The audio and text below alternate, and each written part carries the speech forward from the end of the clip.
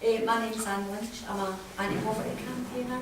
I really should be in my bed because I'm loaded with a cold. I can't no stop coughing for 5 days.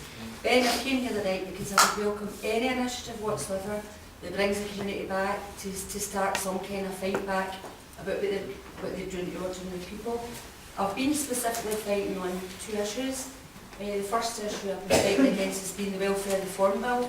And I do have to point out, because an awful lot of citizens don't know this, because Labour blame the Tories for this bill. Certainly it is the Condems that are taking the next stage of the Welfare Act out there, but it was actually Tony Blair that began this Welfare Reform Bill before he resigned in 2007. We have to make that clear. We have to make sure that people know this was the new Labour project. It was Tony Blair that introduced incapacity benefit and welfare to work. So I've been fighting against this for the last 6 years. I've had stuff published on it. It is a horrendous piece of legislation. It's the worst piece of anti-working class legislation that I have ever seen. Secondly, I've been fighting against fuel poverty. I've been fighting against fuel poverty locally and nationally for the last 3 years, come now this November. It was interesting that the Tories and the Condem government said that they would do what they could to fight against fuel poverty, yet they reduced the national fuel payment by £50 last November for the over 60s, they took £50 off them, and the £100 for the over 80s. And it's likely that the fuel poverty will kill an additional 27,000 people by 2013, and I think we have to really do something about fuel poverty. In an oil-rich country like Scotland, it's disgraceful, absolutely disgraceful. So I'm just here to see if there's any other way that we can link up together, because we need a Scotland-wide response against poverty. And this attack, massive, a few days ago. I don't know much about it. Right, okay. I think a real interesting development has been that Unite the Union, I think it's the biggest union in Britain actually. Yes. They've opened their doors for the unemployed community, which I'm one of. I'm now considered long-term unemployed. I'm on the brew, whereas I used to be a worker who was always a trade unionist. I used to be in unison, and I was always fighting against low pay and stuff. I was on the Women's Committee.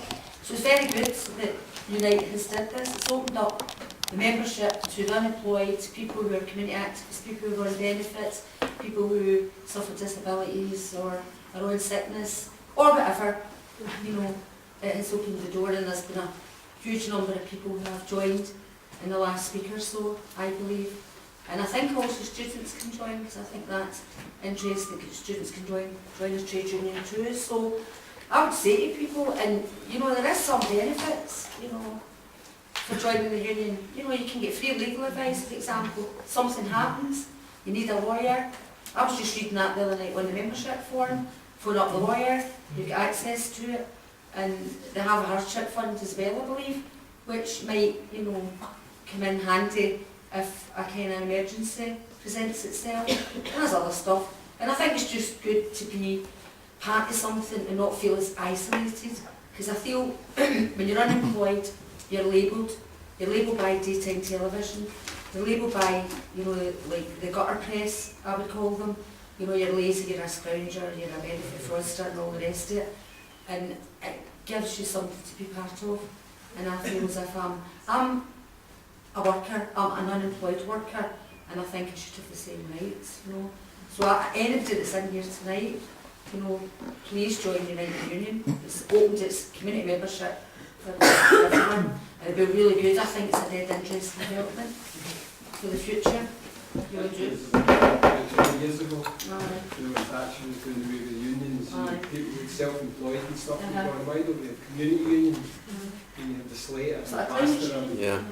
you know, the one union sort of. I'd like to maybe draw folks' attention to promise number 74.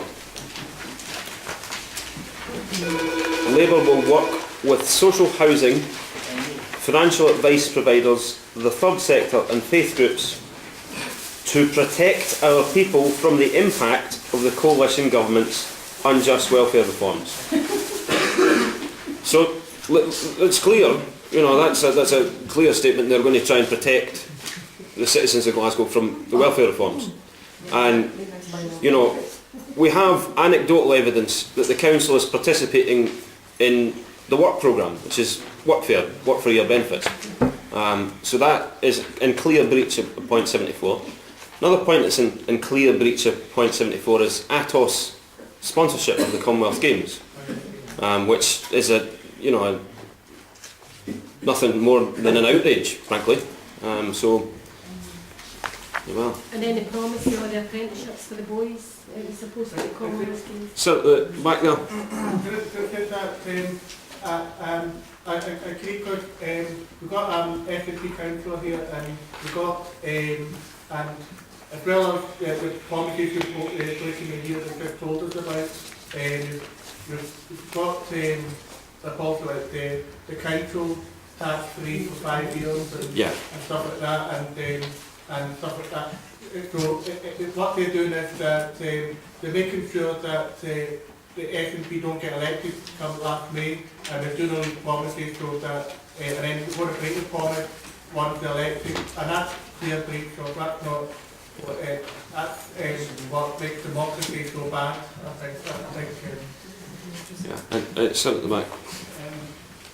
So the last point you made there, first of all, my name is David Churchley. Yes. I actually support the man because I was at the meeting that Anne's was at, and I was certainly support it.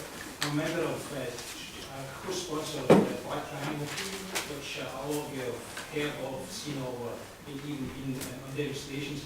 I think that's very, very important, that 74, because I think that's a slap in the face for tens or hundreds of people outside this room who are living now in